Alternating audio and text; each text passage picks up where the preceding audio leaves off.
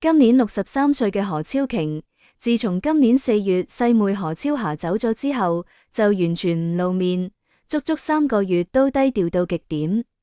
何鴻燊、二房四姊妹細個就一齊捱大，大家互相依靠。何超瓊係大家姐，同三妹何超霞差2歲，成個賭王大家族入面，好少見一對姊妹完全唔會為利益爭執，由細到大互相撐住對方。去到90年代，何超霞正式入信德集團幫家姐打江山，兩姊妹分工分得好清楚。何超瓊負責統籌成個集團嘅大方向，出去開拓賭場同酒店生意版圖。何超霞就專心打理物業營運，內地各個項目落地，仲要處理晒屋企入面大大小小瑣碎事。足足30年，兩姊妹股份綁埋一齊，遇到任何大事都會坐低一齊商量，從來冇鬧過任何格外。自從賭王何鴻燊同二太藍瓊英先後離世，兩姊妹更加成為對方最堅實嘅精神支柱。每逢節日應酬，兩個一定一齊出席。屋企遇到風風雨雨，都一齊孭上身。私底下亦成日約埋飲茶傾偈，呢份姊妹情愛人根本插唔入。今年4月，何超霞突然離世，收到壞消息嗰陣，何超瓊正身在澳門處理美高梅新項目，聽到之後即刻趕返香港養和醫院，由頭到尾坐喺病房陪住細妹，直到佢走完最後一程。之後所有殯葬、追思會嘅大小流程，全部都由何超瓊一手包辦統籌，聯同二房仔女一齊發訃問，每個細節都親自把關。只係想同相伴大半世嘅細妹辦一場體面嘅告別儀式。舉行何超霞追思會嗰日，係呢3個月入面何超瓊唯一一次公開露面。當日佢住深黑色素衫，個樣睇落好憔悴，成個人唔多講嘢，全程企喺會場入口接待前來弔唁嘅親朋好友，冇多餘交談。儀式一完就即刻離開，之後就閂門唔見人，專心調整心情。呢3個月入面，港澳各大商業晚宴、慈善頒獎禮、各大品牌活動陸續發邀請函俾佢，全部都俾佢團隊婉拒。傳媒幾次去佢辦公室、寓所同私人會所蹲點，都乜都影唔到。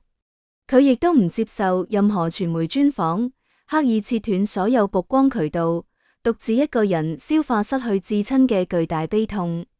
同佢熟稔嘅老友透露，嗰段時間何超瓊大幅減少晒所有工作行程，推晒內地同海外出 trip 嘅計劃，大部分時間獨自留喺屋企，間中淨係會同少數至親簡單聚下，好少會露出笑容。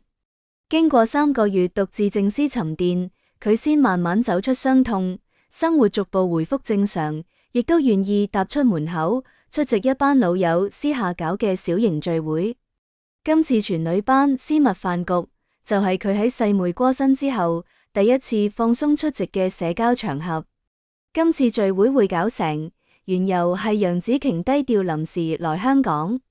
近呢幾年，楊紫瓊事業重心擺荷里活，長年飛來飛去歐美各地，就算途經香港，行程都排到密麻麻。處理晒手頭工作即刻就要飛走，好難揾到空閒時間同舊友好好傾偈。今次佢特登抽完整幾日空留喺香港，一班自足幾十年嘅女性老友就結埋搞一場淨係得女賓客嘅私人飯局，唔對外宣傳，唔邀請任何記者，淨係請圈內交心多年嘅知己，等大家放下手頭工作雜務，圍埋一齊飲酒傾偈，舒緩平時累積嘅壓力。何超瓊同楊紫瓊兩位重量級老友一齊到場坐低，亦都成為成場聚會最大驚喜。當日場內流出嘅合照，清楚影到兩個人相聚時完全放鬆嘅狀態。何超瓊當日穿搭隨意又簡單，上身一件深藍色鏤空暗紋中式長衫，剪裁闊身着得舒服，下身配一件簡單黑色短裙，胸前淨係戴住一塊隨身帶咗好多年嘅玉墜，冇襯任何名貴珠寶、名牌手袋，全程素顏出鏡，唔搽粉底亦唔塗口紅，完全卸低咗集團掌舵人平時精心包裝嘅樣貌。對比從前出席各大商業盛典，化好全妝、氣勢逼人嘅模樣，而家佢面線柔和好多，身形亦比從前圓潤飽滿，塊面充實又有光澤，唔再繃緊塊面，多咗幾分溫柔親和力。就算完全唔化妝，佢本身五官底子依然好出眾，眉眼溫潤大方，簡單穿搭密到成個人氣質真實舒展，唔會刻意擺架子保持距離。坐低之後主動同隔籬姊妹搭訕，傾偈嘅語氣輕鬆自然。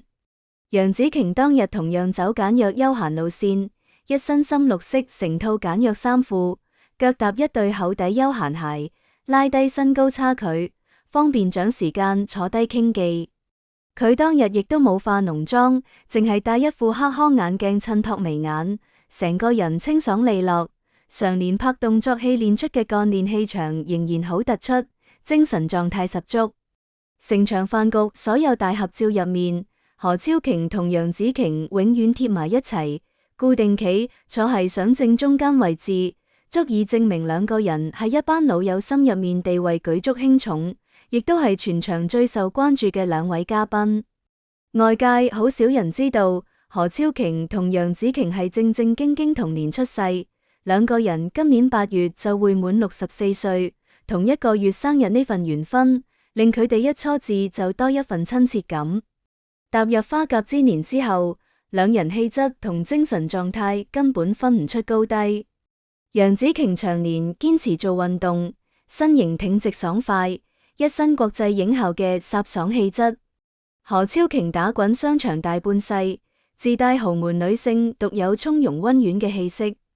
擅講五官樣貌，何超瓊古典長相更加佔優，歲月冇磨走佢靚樣，只係為佢加添歷盡滄桑之後嘅沉靜氣質。兩個人接近40年嘅深厚友誼，要追溯翻去80年代。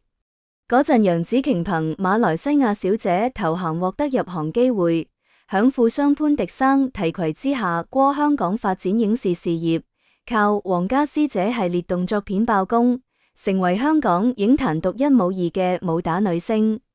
1988年，事業正值巔峰期嘅楊紫瓊選擇同潘迪生結婚。潘迪生手入面同時有電影、百貨、鐘錶多個商業版圖。婚後楊紫瓊正式踏入香港頂級豪門社交圈，各大名流晚宴、行業酒會、私人沙龍隨時都見到佢身影。亦都係呢段頻繁應酬社交嘅時期，佢同何超瓊正式認識。嗰陣嘅何超瓊早已唔單止係賭王千金，20零歲就自己開天機公關公司，憑專業實力攞到匯豐、各大奢侈品集團長期合作合約。後來聽從父親安排入信德集團，航運同地產業務獨當一面。港澳商界同名流圈子人人都清楚佢嘅本事。兩個人身處同一個社交圈子，成日響私人宴會碰頭，年紀相近，價值觀亦都夾，好快由普通相識變成可以掏心傾偈嘅知己。得閒就約埋飲下午茶、睇展覽，私底下分享各自事業同生活嘅煩心事。呢份友誼安穩維持咗好多個年頭。呢段婚姻維持10年之後，楊紫瓊因為冇辦法生小朋友，加上兩人事業規劃分歧，同潘迪生和平離婚。之後佢決心飛去美國荷里活開拓國際市場，長年定居海外，兩個人見面次數大幅減少。就算隔住成個大洋，距離都冇沖淡佢哋之間情誼。兩個人唔會成日線上傾偈問候，但一直維持禮尚往來嘅默契。每逢生日、重要節日都會互送專屬禮物。對方事業去到關鍵時刻，一定會送上祝福同支持。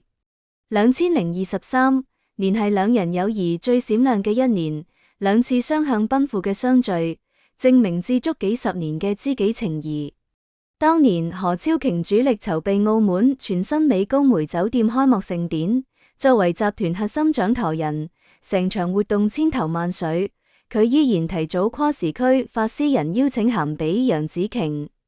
楊紫瓊即刻推開荷里活短期拍攝工作，特登飛去澳門撐場，全程陪住何超瓊招待一眾賓客，見證佢耕耘多年嘅產業正式落地。同年年尾，楊紫瓊響馬來西亞怡保搞私人海邊婚禮，同拍拖19年嘅國際汽聯主席楊托德拉埋天窗。收到邀請嘅何超瓊放低港澳集團所有緊急公務，調動晒全部行程，專程搭飛機飛去馬來西亞觀禮，響婚宴坐主賓席，由頭到尾見證老友幸福時刻。兩個人隔咗好多年先有機會私底下深談，累積好耐嘅心底話一次過傾晒。上一次兩個人公開同腔係3年前香港故宮卡地亞女性主題特展開幕活動，現場仲有林青霞、劉嘉玲等知名女士。嗰陣受到活動流程限制，兩個人只可以響鏡頭前面簡單打聲招呼，冇充足時間私下傾偈。